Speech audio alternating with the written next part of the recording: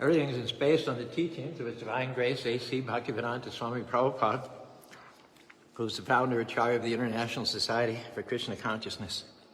Om Aganati Mirandasya Ganagana Salakya Chaksurun Militam Yena Tajmai Sri Gurave Namaha Sri Chaitanya Manavabhistam Stapitam Yarabhutare Swayam Rupakaramyam Dadati Swapanadikam Sri Krishna Chaitanya Prabhu Nityananda Shri Advaita Gadadhar Shiva Sri Gaur Bhaktivinoda Hare Krishna, Krishna Krishna, Hare Hare. Hare Ram, Ram Ram, Hare Hare. Talk to you today about living a cause-centered life. There should be something that we're involved in that's bigger than ourselves. It's good to have personal goals and dreams, things we want to accomplish. But if you're only focused on yourself, you're never going to reach your highest potential. We were created, we were wired and built to help others, to be a blessing, to lift the fallen, to encourage those who are down, to fight for those that can't fight for themselves, to honor the supreme creator of us all. You need to have a cause that you're passionate about, some way that you can make this world a better place and ensure your transferal and the transfer of your loved ones to the spiritual world after leaving this present body. Maybe your cause is to support great organizations, to help build that children's home, to fund that ministry, to moderate a small Zoom group call once a week. Cause may be to break the addiction so your children don't have to deal with it. Cause may be to come out of poverty and set a new standard for your family. The cause might be like ours, to establish a spiritual oasis, place of pilgrimage in a new area, to take new ground for the kingdom. When you live a cause-driven life, you'll do things that you wouldn't normally do, like get up early, make sacrifices, show up when you could have been somewhere else doing other things. Why? Because you're committed to the cause. You don't wake up in the morning thinking, I don't feel like going to work. I don't want to deal with these problems. Your attitude is, I'm on a mission. I'm on an assignment. It's not just about me. The world needs what I have. Somebody out there is counting on me. I'm going to do my part and be a positive force for good in my neighborhood, among my peers, on my job, in my generation. The reason, can I tell you, most people are not happy today is because they're ingrown. As long as you're only focused on yourself, you're not going to be fulfilled. Look around, see how you can be a blessing. And when you give your time, energy, and resources to reach out to the suffering, to enlighten those who are in darkness, to lift up the fallen, bring their dreams to pass, you're going to see favor in your own life in new ways. When you live cause-driven, it's a game changer. Now, don't be waiting for Krishna to bless you when Krishna or God is waiting for you to be a blessing to others. The next level of your destiny is connected to helping someone else. In the 6th canto, Srimad Bhagavatam, Prabhupada says, this body, which is destined to be eaten by jackals and dogs after death, does not do actually any good for me, the spirit soul within the body. It's usable only for a short time, may perish at any moment. The body and its possessions, its riches, its relatives, must all be engaged for the benefit of others, or else they will be sources of what? Tribulation and misery. In the Srimad Bhagavatam, 4th canto, the self-effulgent planets of the spiritual world, the kingdom of God, can be reached only by those who are merciful to other living beings. Only persons engaged in welfare activities for other living beings can reach the kingdom of God. Most people, unfortunately, I think you'll agree with me, don't know that the ultimate goal of life is to please the creator of us all. If all philanthropic, humanitarian activities were directed towards achieving this ultimate highest goal of life, to please the Supreme Lord, they would be perfect. However, unfortunately, humanitarian work, charitable work, without bringing people to knowledge of who they are and whose they are, is not of any real lasting value. Take the sun, which is shining brightly through the window here. What a great example of giving and not taking. The sun gives every minute of every day, fills each nook and corner of this vast universe with light and heat, causes things to grow, sustains life. And what does it require in return? Nothing that I know of. It's just there to give. And yet the sun is Raja Samasti Suraha. It is described by Lord Brahma, the creator of the universe, as the king of all planets. And the sun god who resides there is the best of all the demigods. So it is the sun which takes nothing for itself, but which helps out all other living beings. In fact, it is the light of the sun by which the moon and the stars themselves are illuminated. The sun, in fact, is the only illuminating agent within this universe. And so we should also try to be like the sun, which is glorious, which is topmost, super excellent, and full of effulgence. Prabhupada says here, the highest perfection of life is for a father, mother, spiritual master, husband, teacher, or anybody to help others return back to home, back to Godhead. Because after this body drops, we'll still be alive. We'll still be an eternal living being. And depending on what choices we make during this brief lifetime, who we hang out with, what movies we watch, what books we read, what foods we eat, that's going to determine whether we come back again for another cycle of birth, death, disease, and old age, or whether the soul will achieve its final release back to home, back to the spiritual world. So the welfare work which assists and directs and illuminates others' path back to immortal life is the best welfare work. A story we get in the Bhagavatam is that in the beginning of the creation, there are certain Prajapatis. And their job is to populate the universe, which is empty in the beginning. So one Prajapati named Daksha, he begot 10,000 sons in the womb of his wife, Panchajani. These sons were all of the highest character. They were known as the Haryasvas. Now, their father ordered them to create more and more population. They went to a place where the river Sindhu meets the Arabian Sea, and they began practicing austerities, penances, and meditation. While they were doing that, a great sage who is known for stirring things up, named Narada Muni, happened to walk by and he saw these boys engaged in such commendable austerities. But they were doing it just to raise a family and propagate, and then have to go to work and maintain a house and relatives and children and grandchildren and land and businesses and so on and so forth.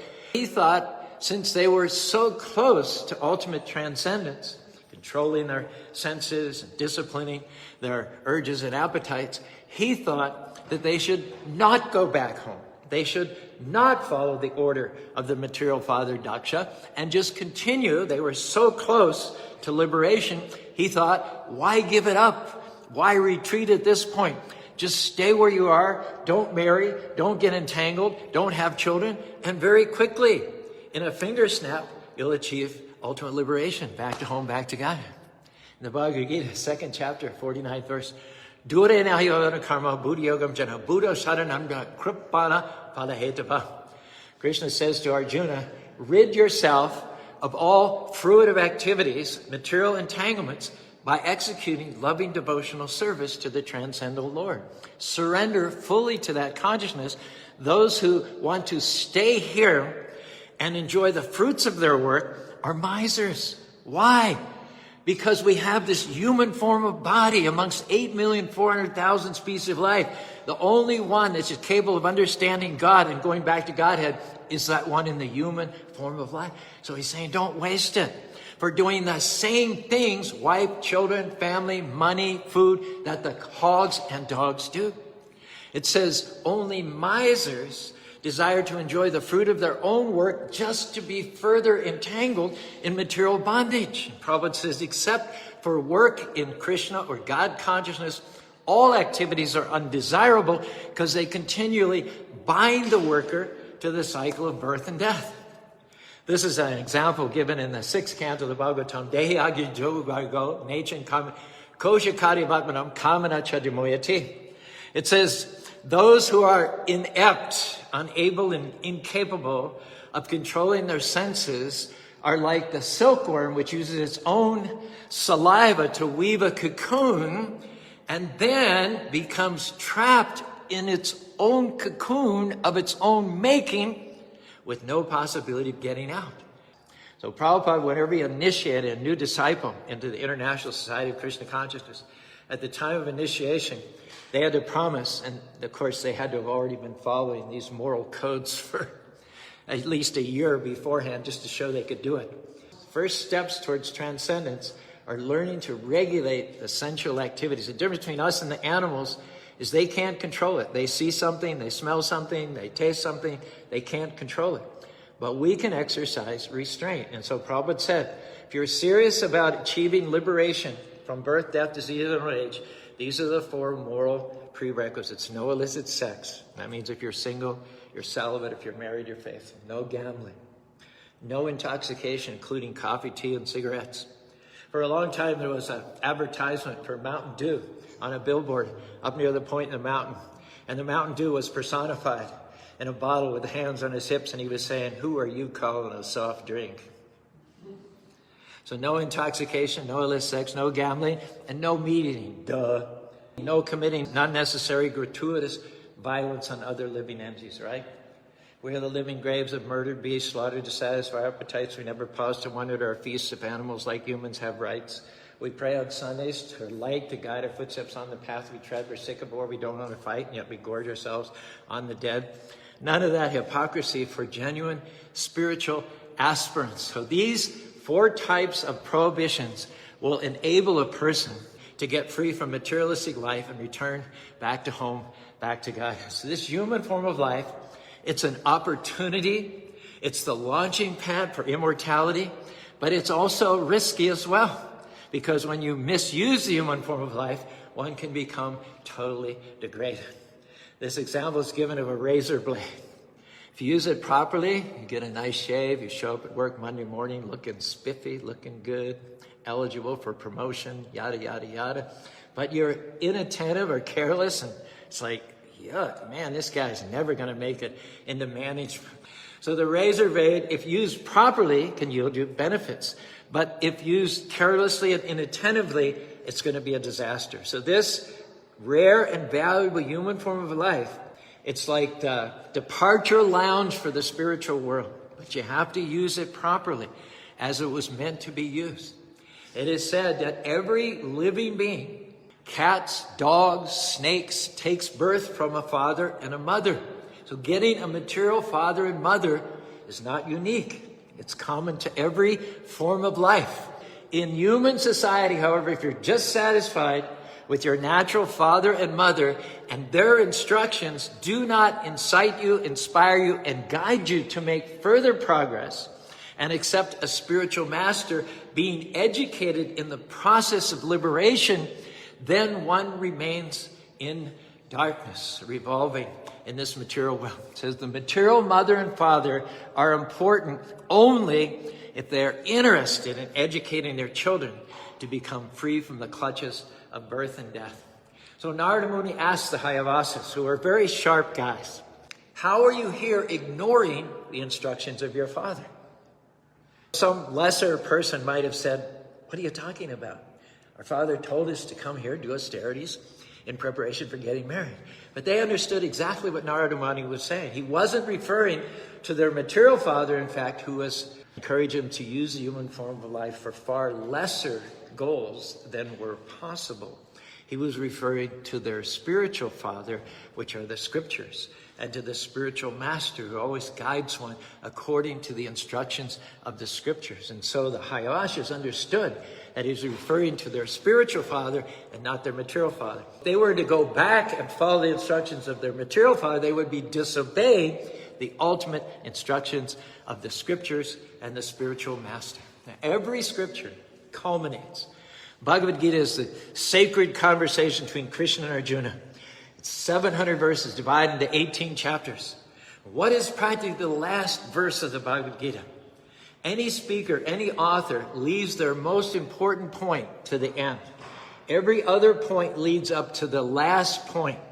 So what is the last, the ultimate instruction that Krishna gives Arjuna in the 65th verse of the 18th chapter of the Bhagavad Gita? Sarva dharman parityaga mam ekam saran aham tam sarva Mokshashi Masritaham. Give up all other types of so-called manufactured, concocted duties, even religions, and Mam Ekam Saranam.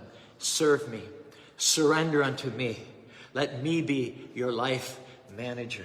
This is the conclusion of all scriptures. Christ said, love your car. No. Love your home. No. Love your kids. No.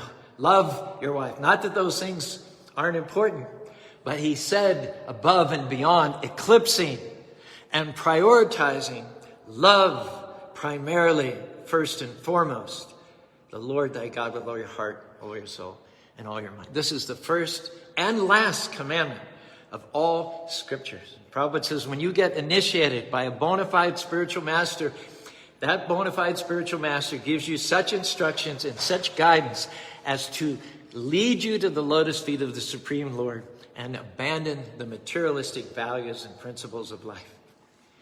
It is said, Tad vigyanartam sagurumeva vigachet samit sami saptam pramanishtam. What is the perfection of the human form of life? How do we know that someone is capitalizing on the rare and valuable opportunity of the human form of life in the best way? It is that they have approached a self-realized soul and begun the process of seriously inquiring, serving, and hearing from such a person. Narada Muni was a celebrated spiritual master, and he advised the sons of Prajapati Daksha that instead of getting entangled in family life and children, better to achieve the perfection of spiritual understanding and remain right where they were. The Hayavasas followed Narada Muni. Although their father had instructed them to increase the population, but because of the words of their spiritual father, Narada Muni, they did not heed those instructions. It says, one should not act in such a way as one wanders throughout the different universes and planetary systems, even going to the topmost planets of the demigods, Brahma Loka. The Lord warns us, Abrahma Bhuvanaloka Purnarabhati Mamopetu Purnarjanma Purnarjanma Navidyate. Who is more prosperous? Who is more talented? Who is more gifted? Who is more wealthy? Who is more creative than Lord Brahma, who created the whole universe? And he lives on the highest planet in the universe, Brahmaloka. And yet, Krishna tells us, even on the planet of Brahma, the creator of the universe, birth, death, disease, and old age. So the spiritual master will give you that treasure which you could not achieve even by becoming a Lord Brahma. And Narada Muni is taking them higher and saying, this is not the best thing.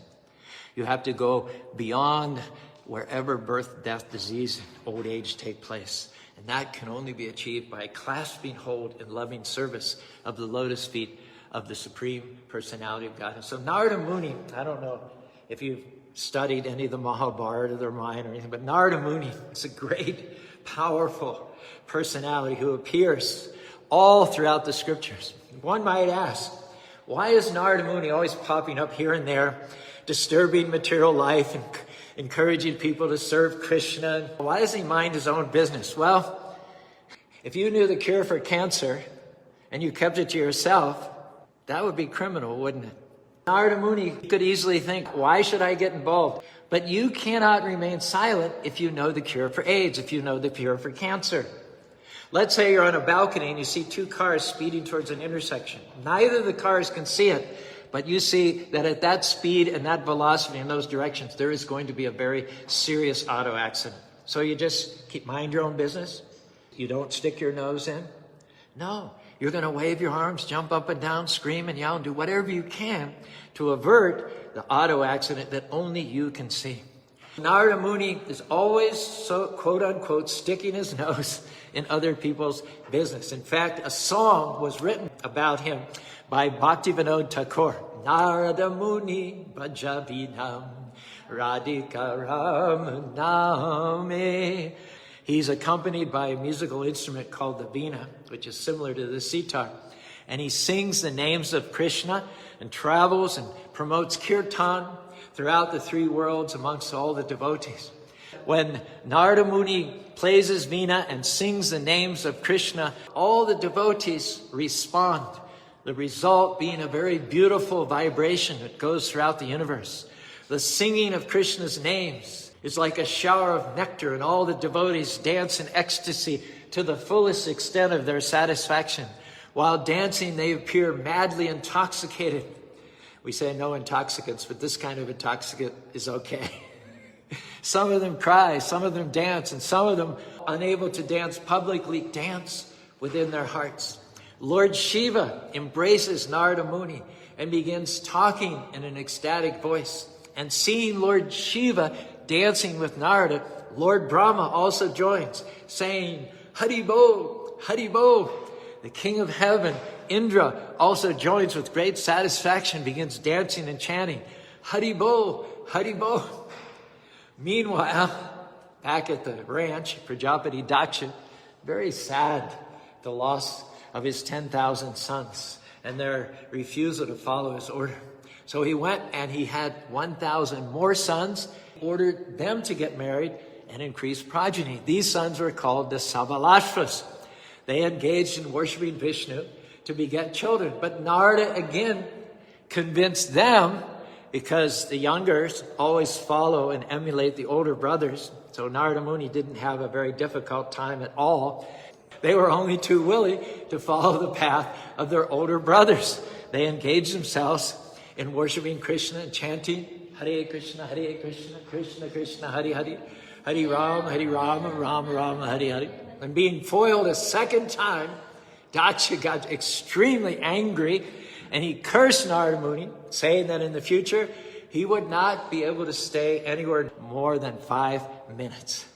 Of course, Narada Muni, he's fixed in tolerance. He accepted Daksha's curse with equanimity. And Prabhupada said the same thing. When Prabhupada, our spiritual master, came to America, there were so many disaffiliated kids in the Caru culture in Lower East Side, New York, and Haight-Ashbury.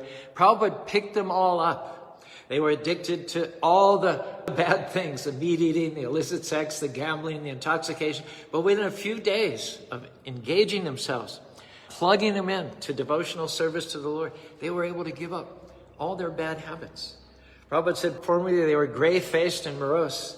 Now they're jubilant, chanting, singing, dancing, smiling, just like peacocks.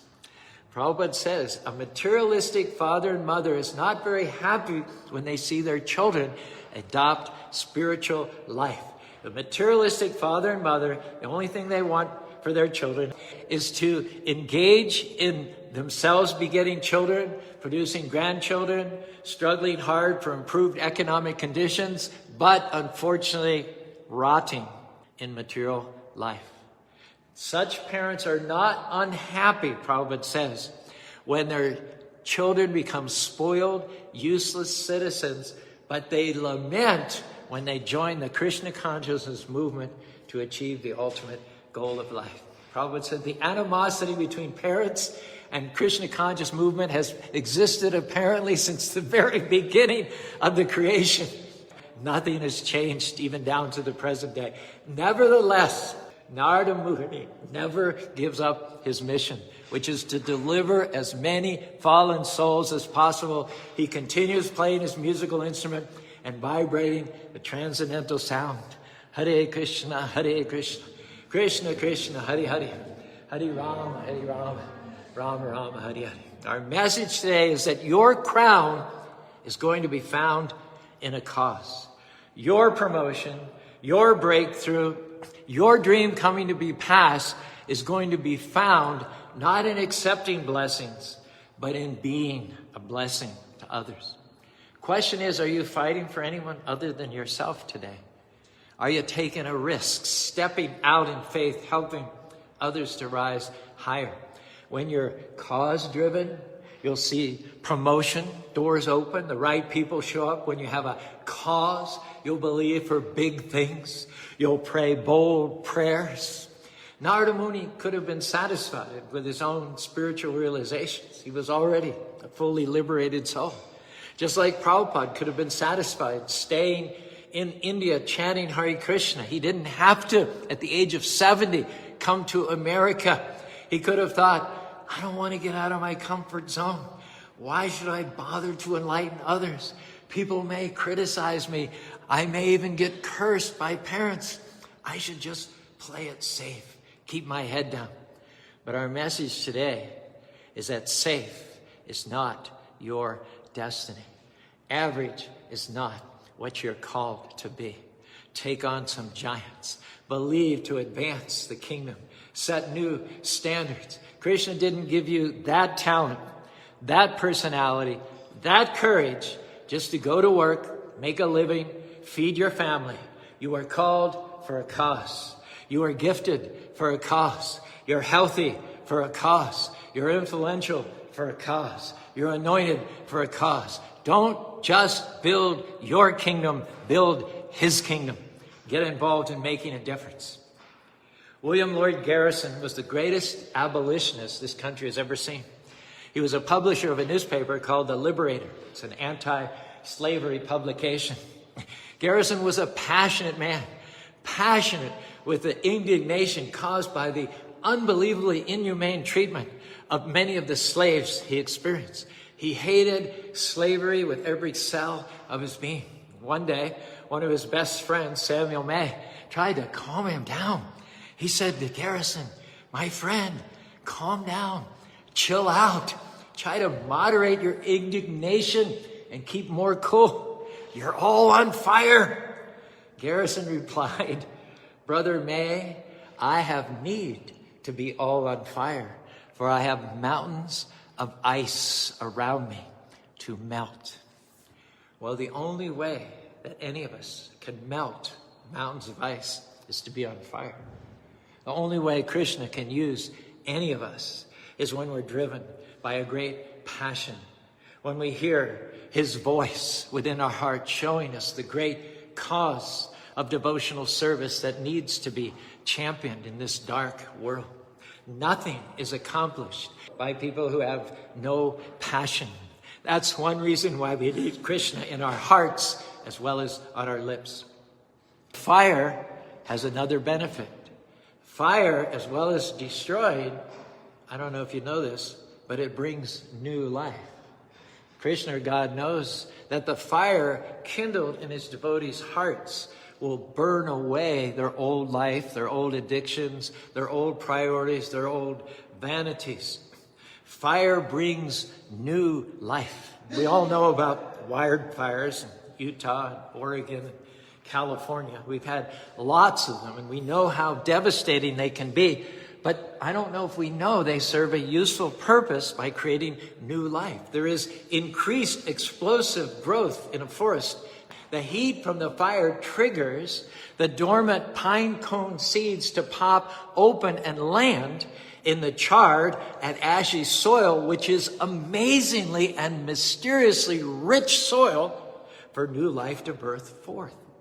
Fire releases new life. And so before our new life begins, we have to burn off the old karma from the past. The 4th chapter of the Bhagavad Gita, Krishna says to Arjuna, "Yataye damshi shamiragnir bhashmashat karutarjuna jnanagni sagakamani bhashmashat karutejana." As the blazing fire turns firewood to ashes, Arjuna, so does the fire of devotional service burn to ashes all reactions to our karmic activities. I don't know about you, but I've made up my mind. I'm not going to live comfort-driven. I'm going to live cause-driven. When we're comfort-driven, we don't have to stretch. We don't have to make sacrifices. We don't have to take any risks. When you're comfort-driven, you're not going to be criticized. You're not going to be betrayed. You're not going to be talked about. You're not going to be cursed. You're not going to have opposition. But can I tell you, there's nothing worse than to come to the end of your life and realize that you never saw your crown. You never took your throne. It wasn't in the average. It wasn't in the routine. It was in the cause. The cause is connected to your crown. The cause opens the doors to your destiny. The cause invokes favor on your life greater than you could ever imagine. Now, I know we're all not going to travel the universe and convert thousands of youth at a time like Narada Muni. We're not going to start big organizations like Prabhupada. We're not going to lead the charge against an issue like slavery. But there are people whose lives you can change by your example. There is something you can do that's outside of yourself, that makes your relationships better, makes your co-workers better, makes your children better. Find your cause and you'll find your favor. And you can't help Krishna without Krishna helping you. The cause doesn't come by itself. It's connected to the crown. You're going to see favor that you haven't seen before. You're going to come out of the ordinary into the uncommon, the extraordinary, resources you've never seen, influence and opportunity like you've never imagined. The greatness that Krishna put in you is going to come out of the cause. Sometimes when it's most difficult, the good news means that you're closest to your crown. You're close to your breakthrough. You will have come too far to stop at that point. Krishna didn't bring you there to leave you. Dig down deep. Stay determined. Stay focused. Keep doing the right thing. What you're doing is for the glorification of God and the upliftment of mankind. If you'll keep fighting for others, like with Narada Muni, like with Prabhupada, like with William Lloyd Garrison, if you reach back to lift up somebody else, Krishna is going to shower you with blessings. Krishna sees you giving, helping others, being good to people, delivering them from a life of bondage. You didn't have to. No one would have faulted you, but you answered the cause. You stepped up to make a difference. Now get ready. The king in you is about to step out. Your crown is about to show up. I believe you're coming out of the ordinary into the uncommon. Krishna is about to favor you in a new way. Promotion, influence, divine connections, favor, blessings, dreams coming to pass, strongholds coming down, the fullness of your destiny in this life. Next life, you go back to home, back to God. Hare Krishna, Krishna Krishna, Hare Hare, Hare Ram, Rama Rama, Hare Hare, Hare Krishna, Krishna Krishna, Hare Hare, Hare Ram, Rama Rama, Hare Hare.